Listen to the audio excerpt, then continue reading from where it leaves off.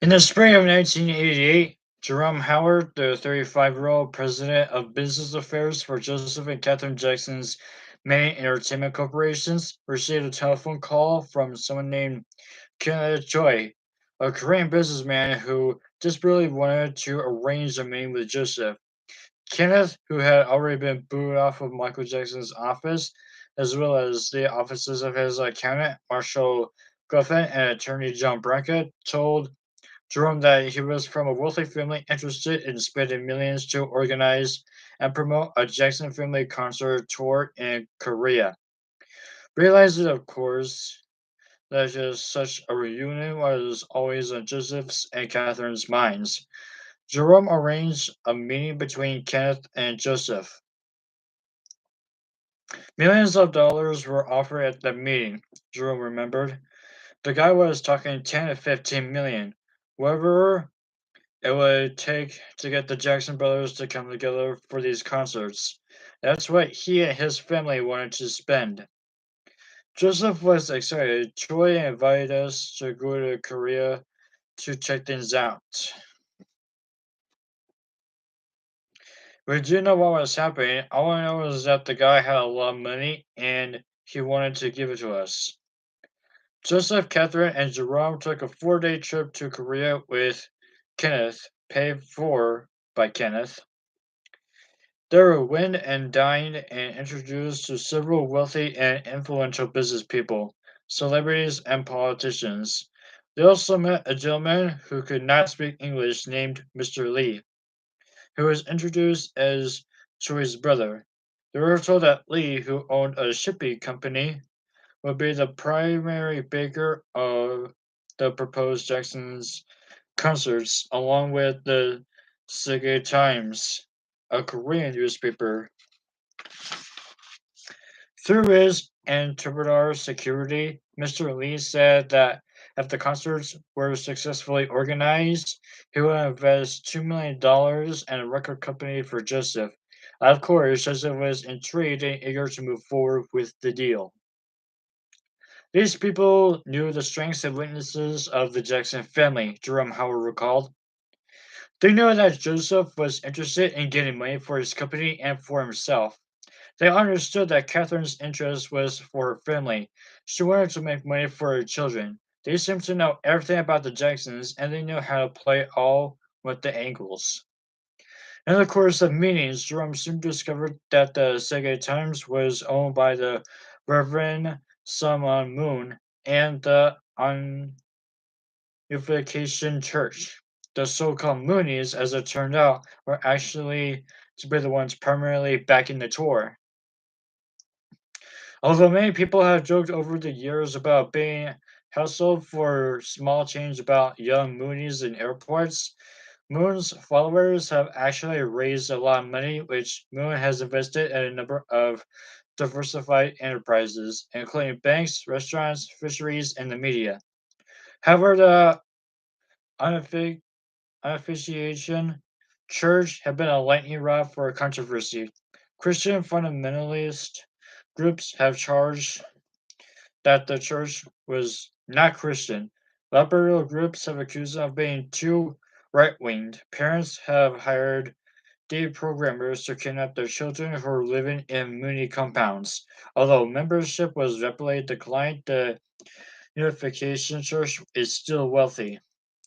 That Moon craved most for his church was, respectably, if he could align himself with Michael Jackson, the biggest selling and most clean cut pop artist of all time, and the Jackson family, still perceived by many as one of the best wholesome families in the United States.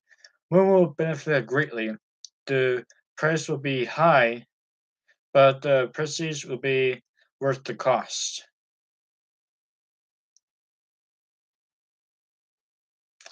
When Jerome told Joseph and Catherine that the Reverend's son Young Moon was involved in the proposed Jackson deal, Joseph was fascinated. He had heard that Moon was wealthy. However, Catherine was upset. I don't have anything to do with anything religious, she said. Business is business, but I don't even want to know about anything about the religious ties. Catherine did not tell Jerome to stop the negotiations. She just didn't want to know the details. From the beginning, Jerome was suspicious of the people working on Moon's behalf. They always spoke Korean behind your back, he said. They say something in English and then turn to someone and say something in Korean. And who knows what they're saying? I'm worried that we are missing out on important information. It will be my job to protect the Jacksons as best I could in these sorts of circumstances. It was a job Jerome often performed admirably. And about this time, Catherine and Joseph purchased a six-bedroom house in Las Vegas, Nevada, where they eventually planned to retire. The house was being offered for $570,000. The Jacksons brought Jerome Howard to Las Vegas with them to negotiate a deal. Before they went to meet the sellers, Jerome told Catherine and Joseph to strip all of their jewelry, probably $250,000 worth, and put in the glove compartment of the car. When Jerome brought them into the home to meet the owners, Catherine and Joseph acted like everyday folks. Never mentioned their famous history and must have done a fairly convincing job of acting because, in the end, they bought the house for only $292,000.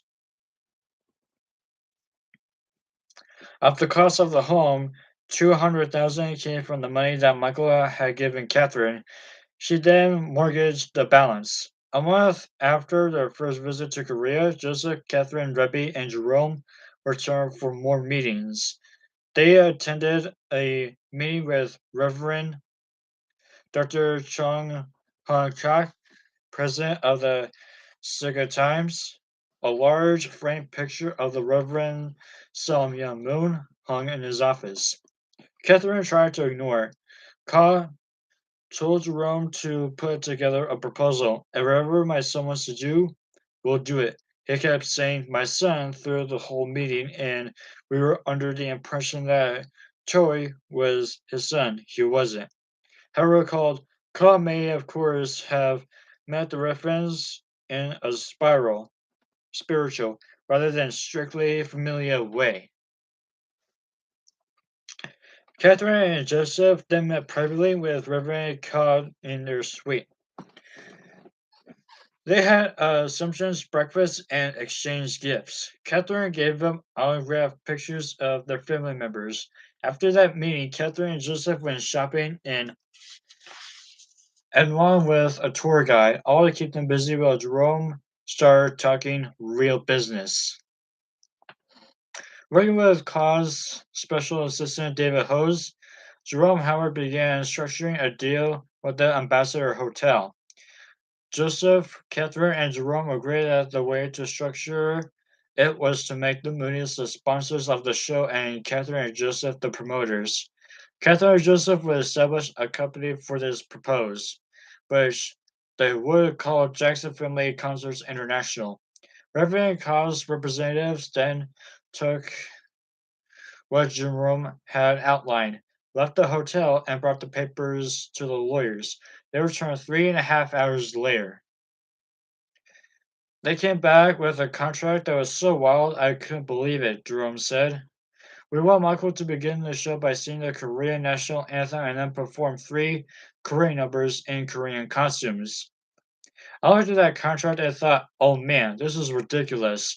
Michael is not going to learn any Korean songs, and he is certainly not about to wear any Korean wardrobe on stage. When I showed the deal to Joseph and Catherine, they busted up laughing and were almost rolling in the floor. I want to see Michael sing in Korean, Joseph said. Now that is too much. And it's going to be hard enough to convince him to go along with this. But wait, we'll tell him he has to learn Korean. Jerome negotiated an outstanding deal. The Jacksons would perform for 4 nights, 1 2-hour show each night in at the Olympic Stadium in Seoul, for which they will be paid $7.5 million. There will be a $1.5 million production budget. Whatever was not spent of that budget will go to the Jacksons. 100% of the profits from broadcasting rights outside of Korea and 50% of the merchandising profits will also belong to the family. However, the Moonies will hold broadcasting and video rights in Korea, as well as 100% of the ticket sales. The clauses about the Korean songs and costumes were deleted from the contract. There was further talk that the Moonies hoped to send Michael and his brothers to Russia and China and would offer them up to $30 million in advance for those tours. Joseph, Jerome, and Cos signed the contract. Catherine didn't sign. She doesn't sign anything, which is why she's the one with good credit, not Joseph. The Jackson Mooney Project, which is what was become known as among the family members, had become a major multi-million-dollar proposition for the family. As it happened, most of them needed the money. Janet and Latoya were not approached because the Koreans only wanted the brothers. Plus, Janet was immersed in a recording of a new album for A&M and would never have toured with the family at this stage of her life. Jackie, Teal, Jermaine, Marlon, and Randy would not be a problem, or at least that's what Joseph and Catherine speculated. Rebbe had considered to appear, but again, the tour was only for the brothers. Of course, the entire deal was contingent upon getting Michael, who was in Europe in the battle tour at the time, to agree to it. How will we get Michael to do this? Jerome asked Joseph. Joseph turned to Catherine with a smile. The question, he said, is how will she get Michael to do this?